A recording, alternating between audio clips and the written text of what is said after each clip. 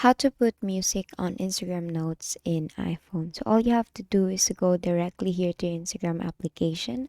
On the home page, on the upper right, you will see a messenger icon there, right? Now tap on that and tap on the notes section here. So tap on the plus icon. So here it will look like this. Now you must see a music icon there on the bottom part of your profile.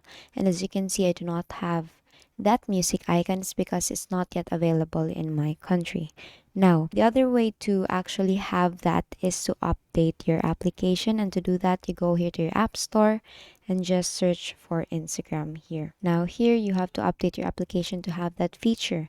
Now, once you update it and you still don't have it, maybe you have the same reason with me, it's not yet available in my country. So, to be able to put music on Instagram notes is you will see the music icon here, right? So all you have to do is to tap on that music icon and basically choose the music that you want to add for your Instagram notes. And basically that is how you put on Instagram notes in iPhone. And that is all for today. If this video helped you, please give us some thumbs up and subscribe to our YouTube channel for more tutorials. Thank you for watching.